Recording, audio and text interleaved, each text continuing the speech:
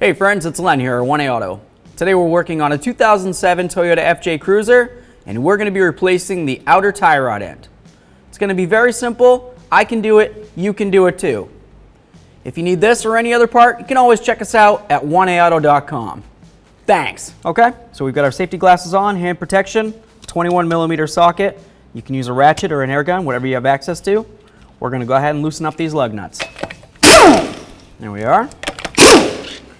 Continue on, take off all the lug nuts, and we'll get the wheel off. There we are.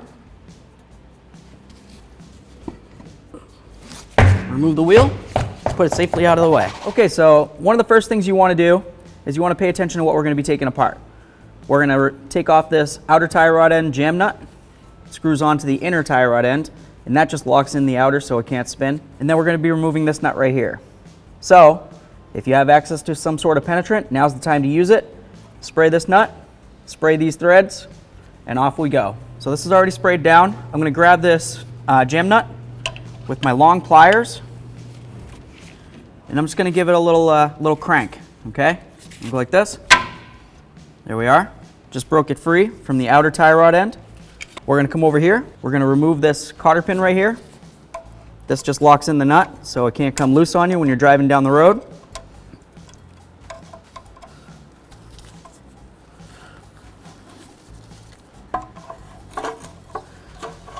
If you have access to new cotter pins, that's always good. A lot of times when you remove them, they get kind of mangled.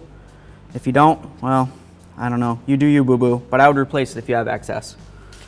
Now we're going to remove this nut right here. Okay, so we've got our 19mm safety glasses, hand protection. I'm going to use my air gun on this. So here we go.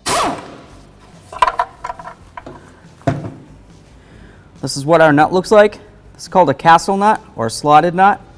Has all these slots up along the top.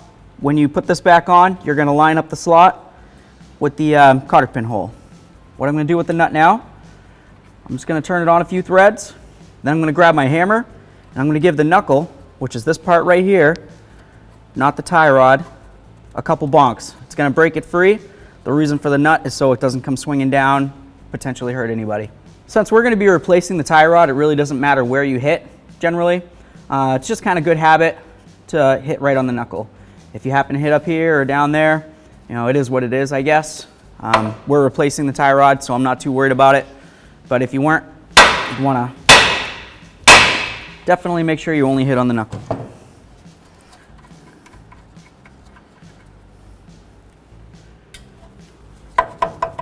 Pull that down. Okay, this is our new outer tie rod end. Let's just take a peek, make sure they're approximately the same length. Looks good. To remove it, just turn it counterclockwise. I'm going to go like this. Start from where I started, and I'm going to count it. We don't necessarily need to count because we're not replacing the inner tie rod end, and the jam nut's still exactly where we started from. If you were replacing the jam nut, you need to count. But I'll count it out anyway. 1, 2, 3, 16, 17. 17 turns. Okay friends, a quick product comparison for you. Over here, we have our original outer tie rod end from our 2007 Toyota FJ Cruiser. And over here, we have our brand new quality 1A Auto part. As you can tell, they're both the exact same. They're the same length, very important. We got our stud, comes with a brand new castle nut. That's great, because we don't want to have to reuse the old one if we don't have to. Brand new boot, you don't have to worry about the old one being torn. It's literally got everything you need. It's already pre-greased in there, so you don't have to worry about greasing it. It's sealed. I don't see any reason why this wouldn't be a great part to install into the vehicle, so I'm going to go ahead and do it. If you need this or any other part, you can always check us out at 1aauto.com. Thanks.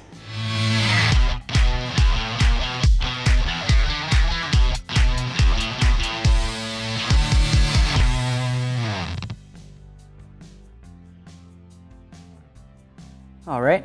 So this is the threads that go into the outer tie rod end. If you have access to a little bit of Never-Seez, just spray it on there. Now we're just going to go ahead and put on the outer tie rod end. This is just going to go straight in till it bottoms out there. So if you want to, you can count it. Like I said, we did not turn this nut anything on the inner tie rod end, and the outer tie rod end was the same exact length. So there's really nothing for us to have to think about as far as you know, wanting to have to count it to make sure it's in the right depth. So now we'll just take the outer tie rod end, we'll slide it up into the knuckle here, and we'll put on our brand new nut. It's time to get this tie rod into the knuckle. It's gonna go like that. You want to make sure that your slot or your hole is available to put the cotter pin in.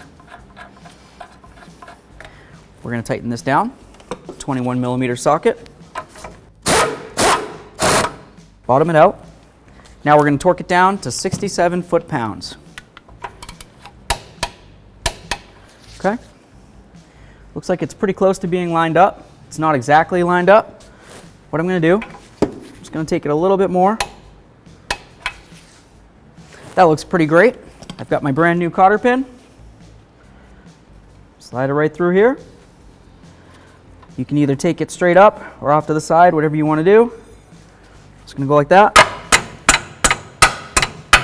There's no way that that cotter pin is going to come out of there, and this nut's going to be able to come free.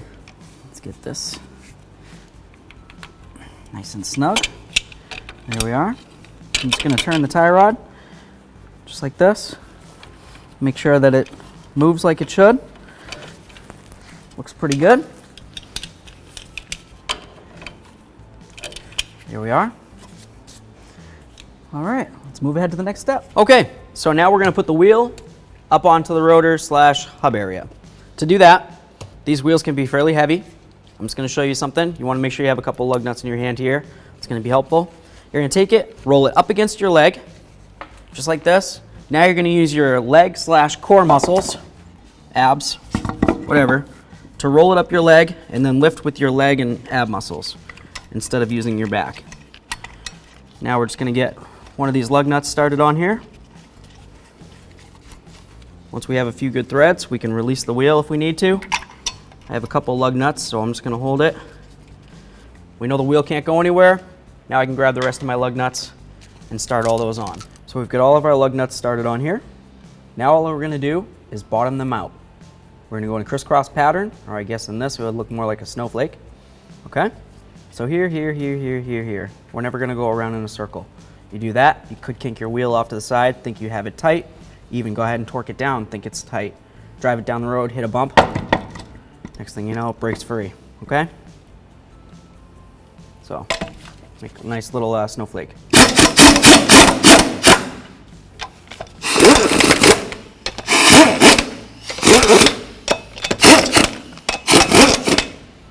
Okay, they're all bottomed out. We can move to the next step of torquing them. Okay, so now we're going to torque up the wheel. We're going to use our 21mm socket. We're going to go in a crisscross pattern, snowflake, call it whatever you want. 85 foot-pounds.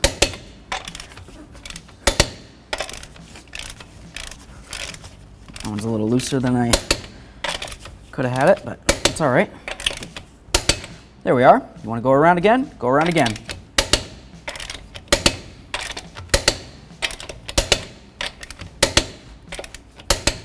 There we are.